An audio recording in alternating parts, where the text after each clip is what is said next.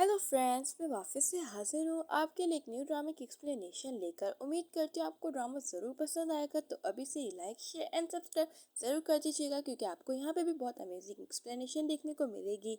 ड्रामे की ओपनिंग होती है और हमें एक छोटा सा बच्चा दिखाया जाता है जिसका नाम डूडू होता है, और वो वहाँ पे अपने लिए मॉमी सेलेक्ट कर रहा होता है, और वहाँ पे हर लड़की अपना इंटरव्यू देने आई हुई होती है।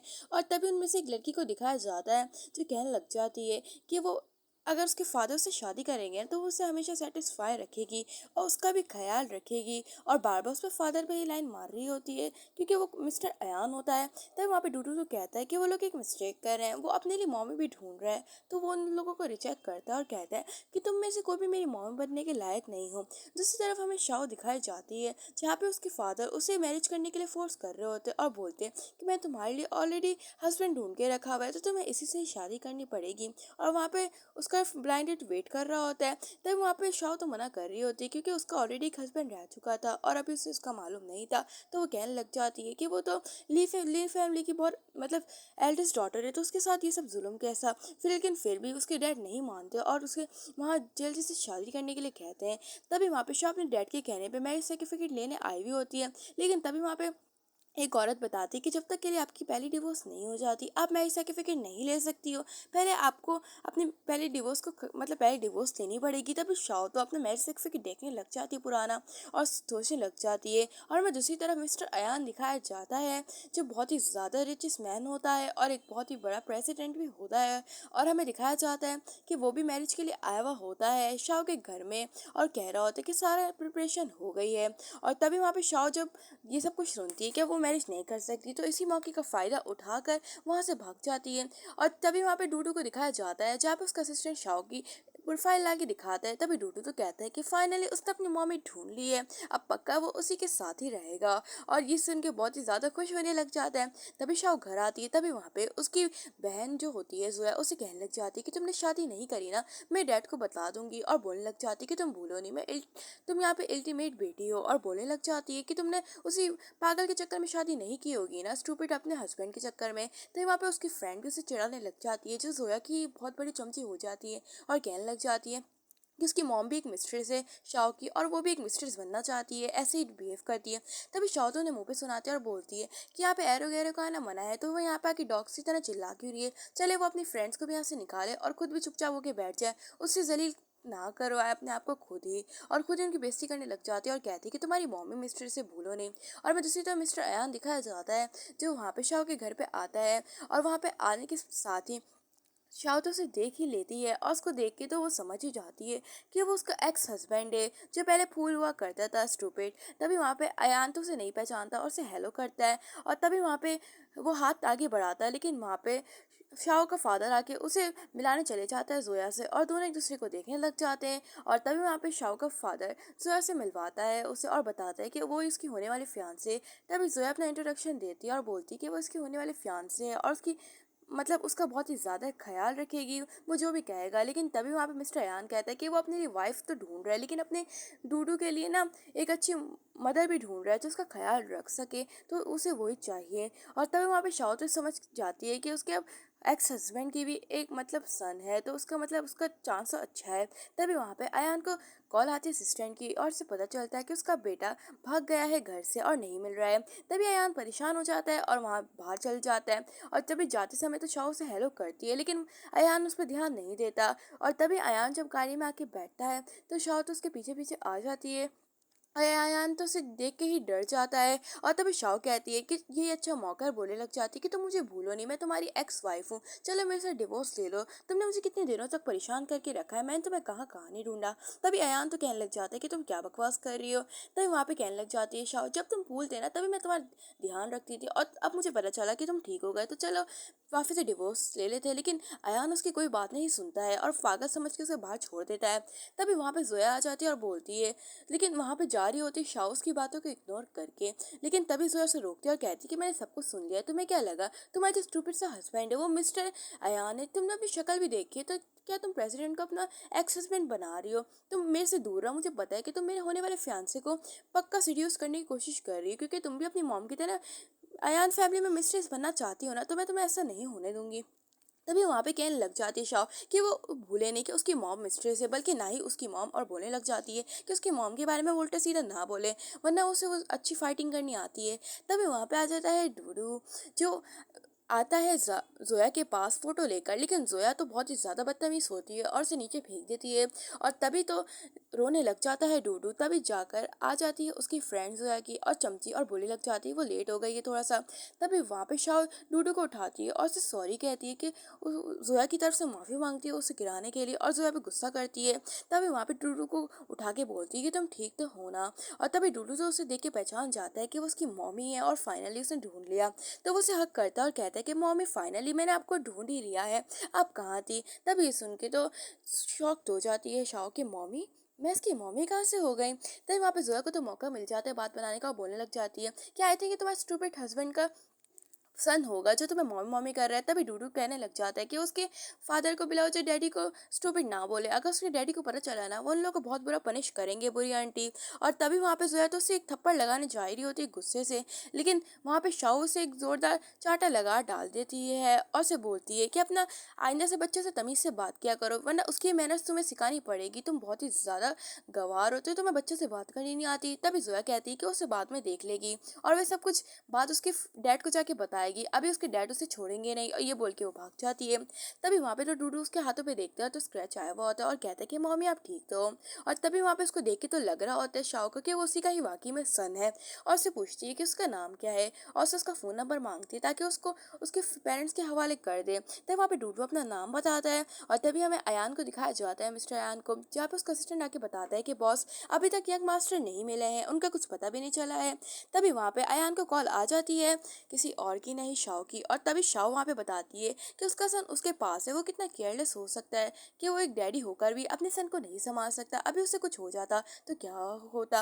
और बोलने लग जाती है कि तुम जाके अपने सन को यहाँ से ले जाओ, उसको पता नहीं यहाँ पे कितने लोगों ने बुली करा है। तभी वहाँ पे डूडू आके कहता है कि डैडी यहाँ पे आने की जरूरत नहीं है, मैंने यहाँ पे मम्मी को ढूंढ लिया है और मम्मी मेरा ख्याल रखेंगी, उन्होंने मुझे कुछ बुरे लोगों से बचाया है, तो आप आओ नहीं, मैं मम्मी के साथ रहूंगा। तभी अयान की आवाज़ सुन के तो शाओ को तो थोड़ा थोड़ा शक जा रहा होता है, और तभी शाओ उसे अपने साथ घर ले आती है और उसे डिनर बना के खिलाती है अपने हाथों से, और उसे देख के बार बार प्यार करने लग जाती है। और हमें दिखाया जा रहा होता है कि थोड़ी देर बाद डूडू वहाँ पे मिस्टर अयान से बात कर रहा होता है और कहता है कि डैडी देखो मेरी मम्मी कितनी अच्छी है ना, मेरे लिए इतने सारे डिनर बना के गई हैं, आप इन्हीं से ही शादी करना, ये पक्का मेरी बायोलॉजिकल मम्मी जैसी है, और उनको दिखा रहा होता है।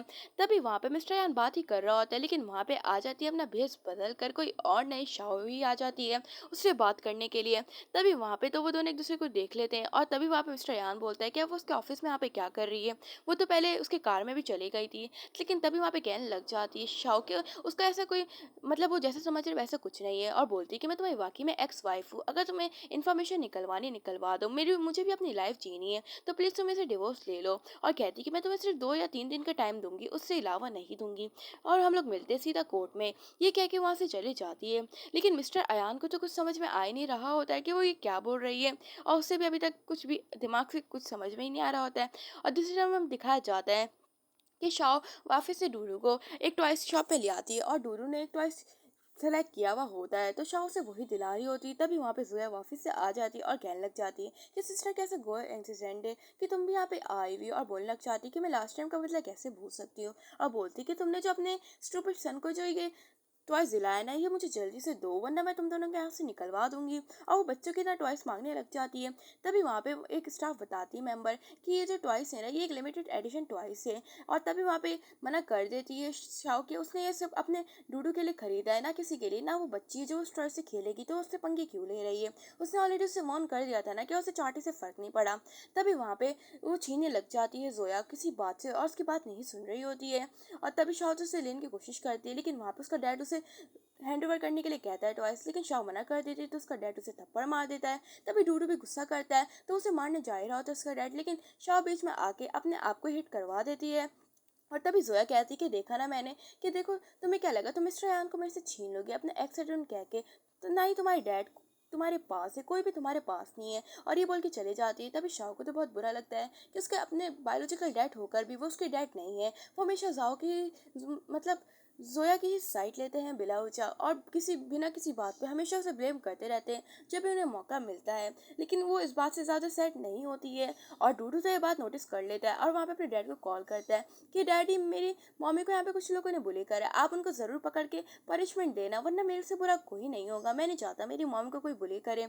नेक्स्ट सीन में हमें डूडू को दिखाया जा रहा होता है जो सो रहा होता है और वहाँ पे सोच रही होती है रोते हुए शाओ के, अगर डूडू की रियल मॉम होती तो वो कितना खुश होती कि उसका बेटा इतना ज़्यादा समझदार है कि वो उसकी इतनी कदर करता है और बोलने लग जाती कि काश मैं डूडू की बायोलॉजिकल मॉम होती, ऐसा कुछ हो जाए कि मैं डूडू की वाकई में बायोलॉजिकल मॉम होती और बोलने लग जाती कि डूडू कोई बात नहीं, मैं तुम्हारा सबसे ज़्यादा ख्याल करूंगी और मैं तुम्हें प्रोटेक्ट करूंगी।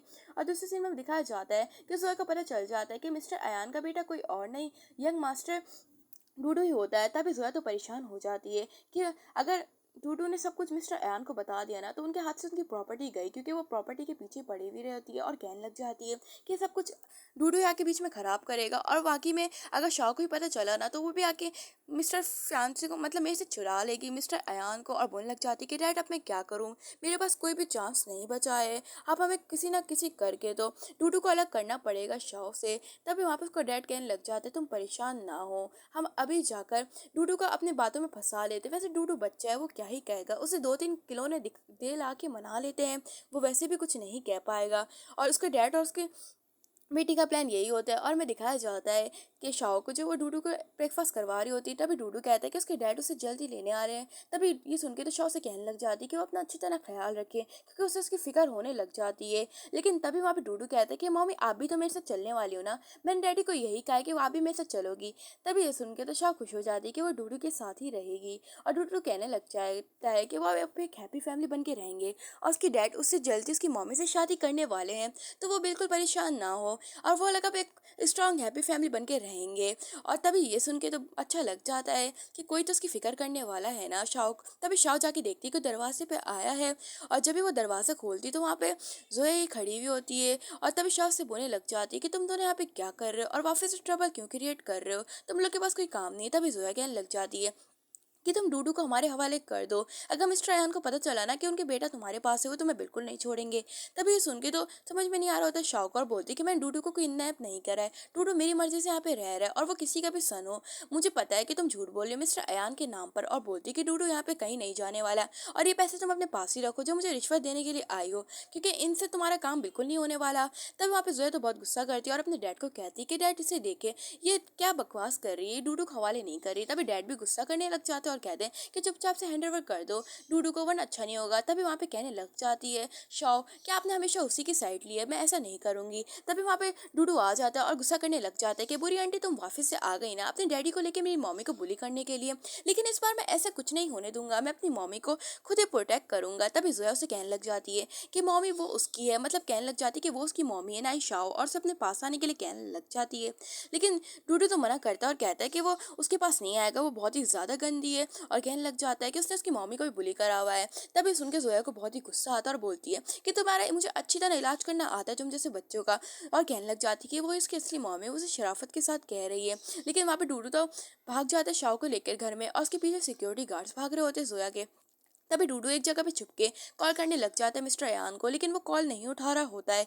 लेकिन तभी वहाँ पे मिस्टर अयान देखता है कि उसके मोबाइल में कॉल आ रही है, तो वो जल्दी से उठाता है। तभी वहाँ पे कहने लग जाता है डूडू कि उसकी मॉम को आके जल्दी से बचा ले, उसको और उसकी मॉम को, ये कह रहा होता है। तभी अयान ये सुन के परेशान हो जाता है। तभी डूडू को उसका एक सिक्योरिटी गार्ड उठा के वहाँ से ले जाता है और मोबाइल वहीं गिर जाता है। और तभी वहाँ पे रोने लग जाती है शाओ कि वो छोड़ दे डूडू को, उसने क्या ही करा है। तभी डूडू तो कह रहा होता है कि मेरी मम्मी को छोड़ दो। लेकिन तभी जोया तो जान पूछ के उसके पाँव पे ही, मतलब अपने पाँव उसके पाँव पे ही, मतलब हाथ पे ही पाँव लग देती है, जिसको देख के तो शाओ को बहुत ही ज़्यादा दर्द होने लग जाता है और उसे बैक करने लग जाती है कि वो डूडू को कुछ ना करे। लेकिन जोया तो कहने लग जाती है कि मैं तुम्हें पहले ही वार्न किया है ना कि तुम मिस्टर अयान के पीछे ना पड़ो, और तुमने अब उनके बेटे का इस्तेमाल करी उनके करीब आने के लिए, लेकिन मैं ऐसा नहीं होने दूंगी, देखो मैं तुमसे सब कुछ छीन लूंगी।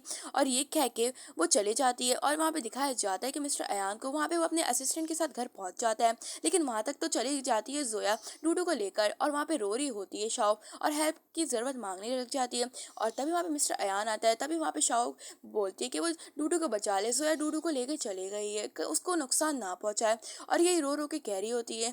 और वो बैग भी करने लग जाती है कि कुछ भी हो जाए प्लीज़ उसे बचा लो, मैं उसे प्रोटेक्ट नहीं कर पाई। और ये बोल के वो यहाँ पे बेहोश हो जाती है। और तभी हमें दिखाया जाता है कि मिस्टर अयान को कॉल आ जाता है जोया का और कहती है कि अगर तुम चाहते हो ना कि डूडू तुम्हें सही सलामत मिल जाए ना, तो जल्दी से मेरे ऑफिस आ जाओ, मुझे तुमसे कुछ ज़रूरी बात करनी है। और तभी अयान तो परेशान होने लग जाता है और कहता है कि डूडू को कुछ मत करना प्लीज़।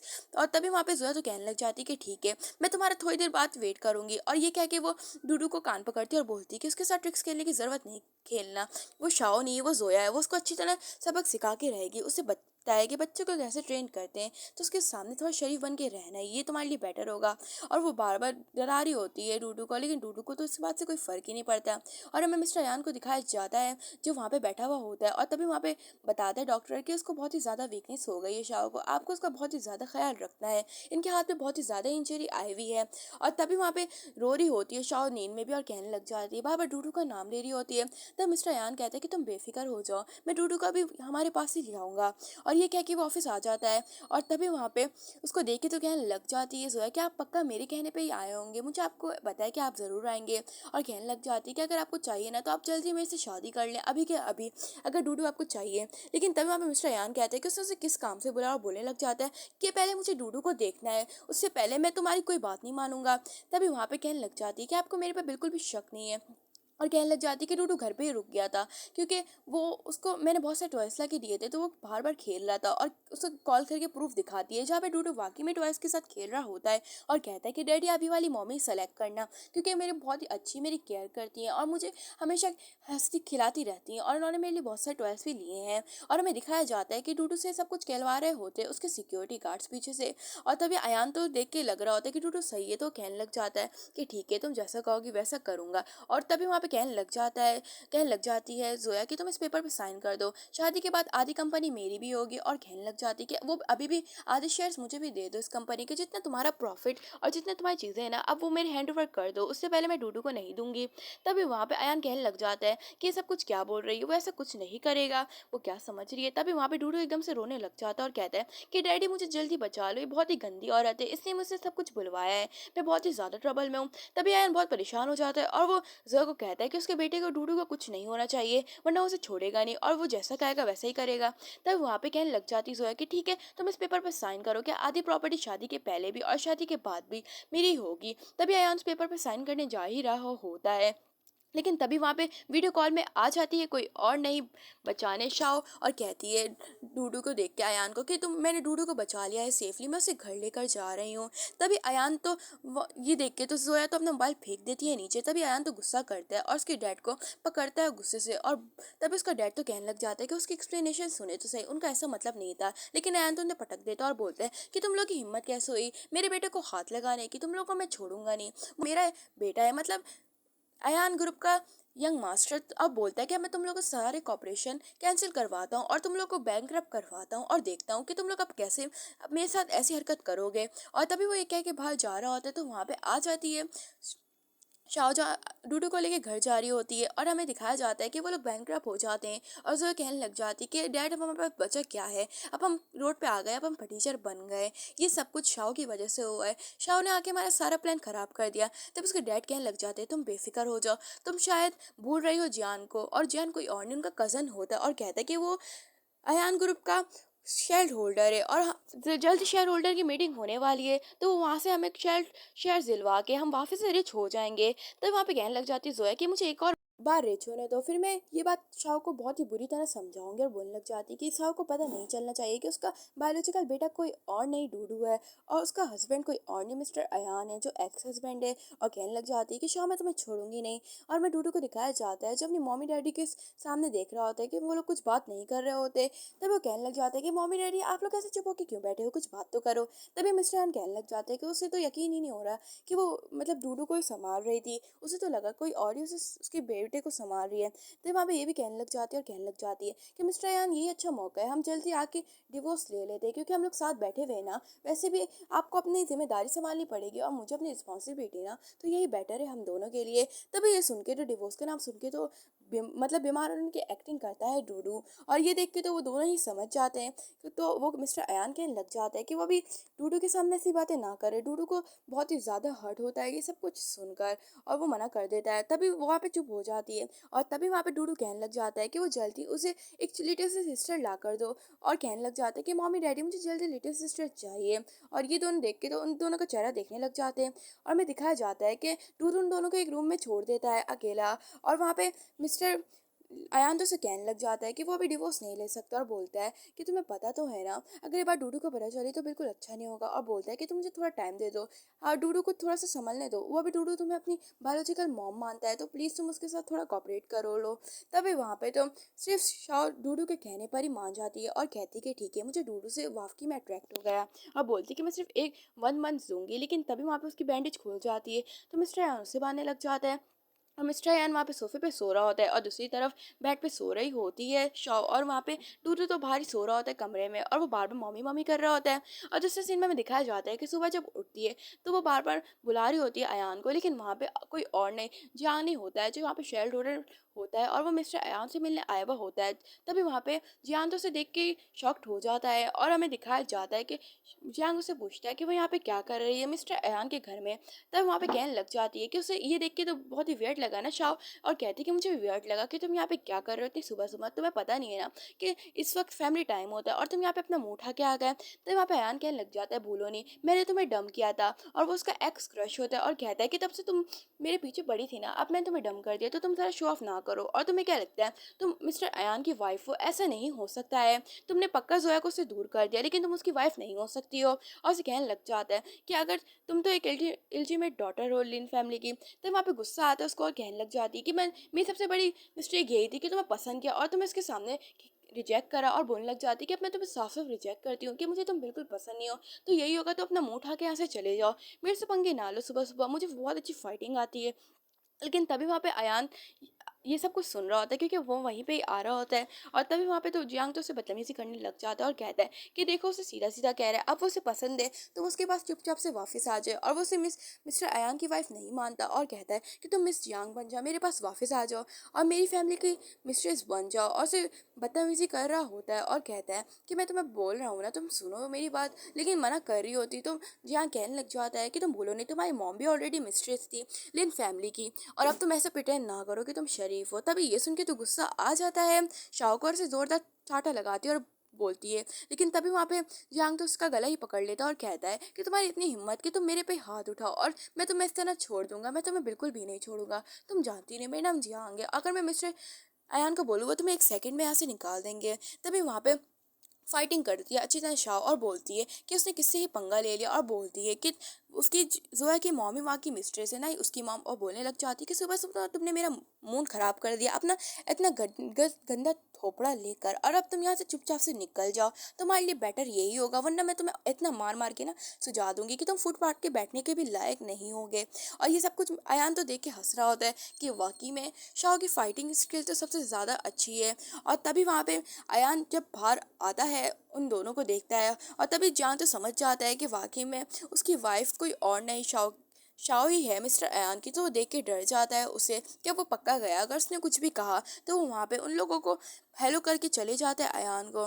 तभी वहाँ पे जा रही होती है उसके पीछे भी मतलब रूम में शाओ अपने रूम में रेस्ट करने के लिए, लेकिन वहाँ पे मिस्टर अयान उसे पकड़ लेता है और बोलता है कि तुमने कभी बताया नहीं कि तुम्हें इतनी अच्छी फाइटिंग स्किल आती हैं, और उसने तो कभी लगा भी नहीं। तभी वहाँ पे कहने लग जाती है शाओ के जब भी उसका कोई पंगा लेता है ना, तो कभी कभी उनसे फाइटिंग कर लेती है, ऐसा कुछ नहीं, वो ऐसे घटिया लोगों को बहुत देखती है। और तभी वो उससे क्लोज हो रहा होता है, तो शाओ से दूर होके वहाँ से चली जाती है और स्माइल कर रही होती है। और तभी वहाँ पे शाओ तो वहाँ पे इन्फॉर्म करवाती है डूडू के बारे में कि उसका बायोलॉजिकल सन है या नहीं, लेकिन असिस्टेंट बताते हैं इसके बारे में कुछ पता नहीं चला, बल्कि अयान फैमिली में ना एक शेयर होल्डर्स की मीटिंग होने वाली है, उसमें उसे ज़रूर जाना चाहिए, क्योंकि उसके एनिमीज और उसके मतलब कज़न और उसकी बहन ने उसमें लिया है पार्टिसिपेट, और उनमें ज़रूर काउंट करेंगे। और में दिखाया जाता है कि वहाँ पे अयान भी आया हुआ होता है, और उसके साथ साथ शाओ ने भी वहाँ पे ले लिया होता है पार्टिसिपेट। तभी अयान बोलता है कि यहाँ पे मुझे पता है कि वहाँ पे जोया भी आई हुई है, तो वो ज़रूर उस प्रोजेक्ट में कोई गलतियाँ करेगी अपनी, और वो ज़रूर ये प्रोजेक्ट जीतना चाहेगी, तो तुम थोड़ा ख्याल रहना।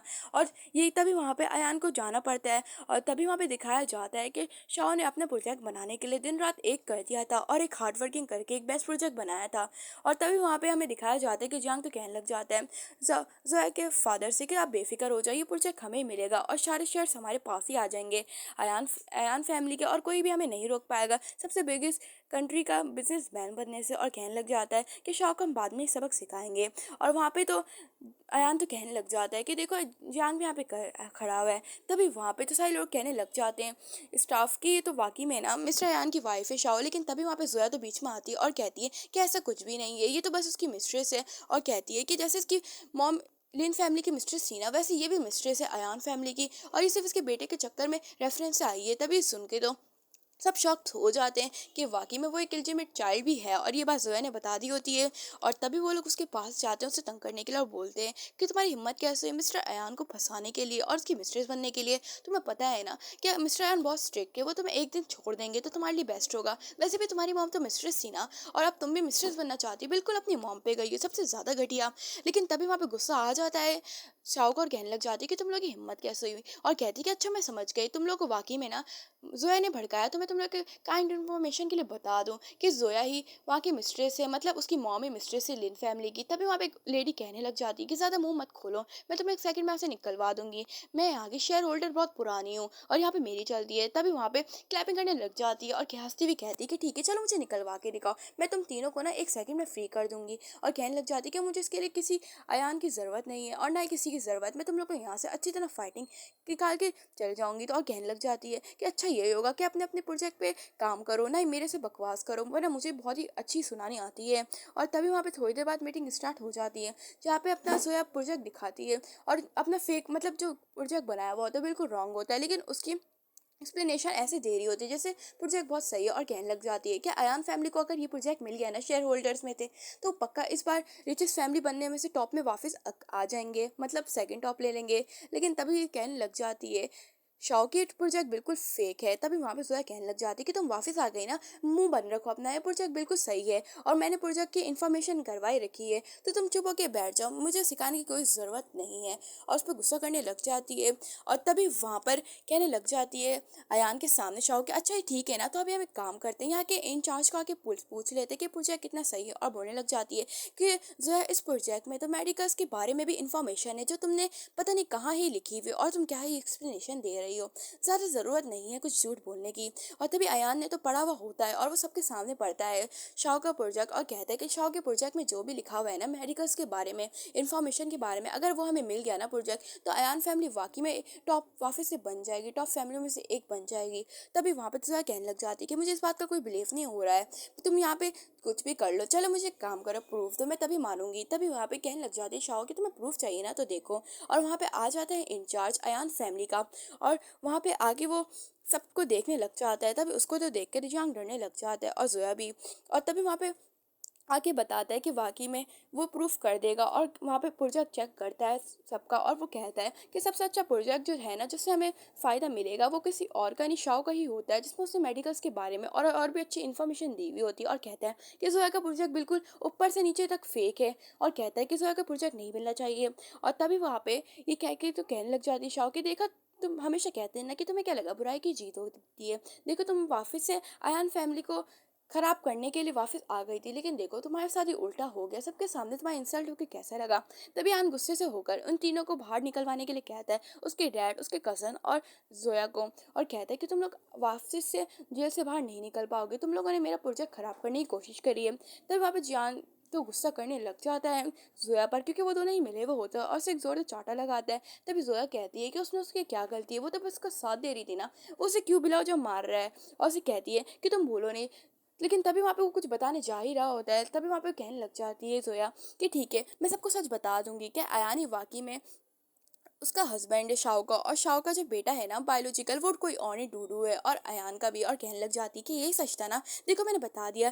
तभी वहाँ पे समझ जाते हैं कि उसने वाकई में सच बता दिया है। और कहने लग जाती है जोया कि बच्चे तुम भी मेरे साथ अब जेल जाने वाले हो, वो भी बहुत लॉन्ग टाइम के लिए, वैसे तुम जाने ही वाले थे, अब तो बहुत ही मजा आएगा कि जब तुम जेल में सड़ोगे ना, क्योंकि तुम अकेले ही नहीं थे, सब कुछ तुम लोगों ने मुझे भी बीच में लाए हो। और कहने लग जाती है कि अब वो किसी को नहीं छोड़ेगी।